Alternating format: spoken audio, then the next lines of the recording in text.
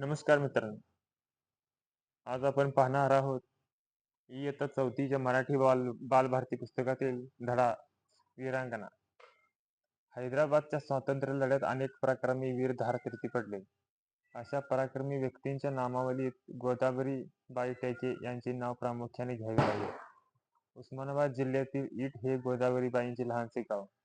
त्यांचे पती किसनराव टेके रजाकारांच्या अत्याचाराविरुद्ध लढत होते, तर त्यांचा 20 वर्षाचा मुलगा सरहद्दीवरील कॅम्पमधील स्वातंत्र्यासाठी झुंजत होता. दोघेही सत्याचे आणि शास्त्राचे पूजक होते. स्वातंत्र्यासाठी झुंजावे, शत्रूला मारून मारावे हे त्यांचे ब्रीदवाक्य. वाघासारख्या तडफदार किसनरावांना शत्रू दबकून असत.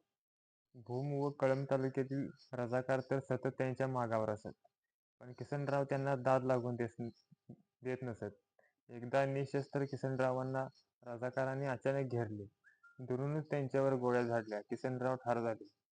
पतीच्या निधनाची ही दुःखद वार्ता गोदावरीबाईंच्या कानी आली. मुलगा कॅम्पवर गेलेला, घरी त्या एकट्याच. अशा अवस्थेत त्या अतिशय संतप्त झाल्या. त्यांच्या डोळ्यातून अश्रूऐवजी सुडाचा अंगार भडकू लागला. गोदावरीबाई घाबरणाऱ्या नव्हत्या, डगमगणाऱ्या नव्हत्या. वीरमरण पत्करणाऱ्या किसनरावांच्या त्या सहचारिणी होत्या. क्षणभरातच गोदावरीबाईंनी मनाशी काही निश्चय केला. त्यांनी घराचे दरवाजे लावून घेतले. खुंटीवर अडकलेली पतीची रायफल हाती घेतली. त्या शस्त्राला वंदन केले आणि त्या स्वतःशी म्हणाल्या, पतीच्या हत्येचा बदला घेईन तरच त्यांची सहचारिणी शोभेन. किसनरावाच्या हत्येनंतर रजाकार किसनरावाच्या वाड्यावर चालून आले. त्यांनी वाड्याच्या चारी बाजूला वेढा दिला. वाड्याचे दरवाजे बंद होते.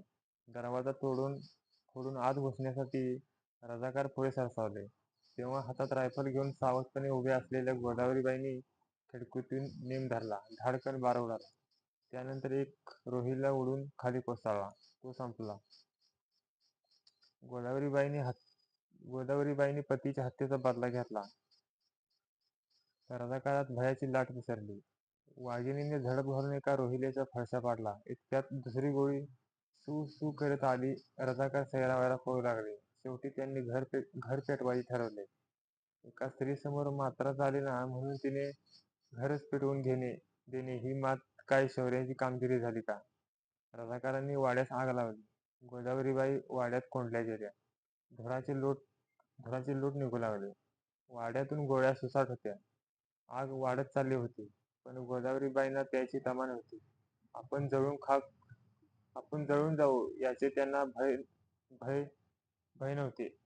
निर्भयपणे ती वीरांगना आतून गोळीबार करत होती. अग्नीच्या लवलत्या ज्वाळा गोदावरीबाईंच्या जवळ येऊ लागल्या. वाडा सर्व बाजूनी पेटला. ज्वाला आकाशात झेपावू लागल्या. आतून होणारा गोळीबार थांबला. त्या अग्निज्वालांनी या तेजस्वी शूर ज्वालेला आपल्यात सामावून घेतले. स्वातंत्र्य संग्रामाच्या इतिहासात आणखी एक सोनेरी नाव अक्षरात उमटले.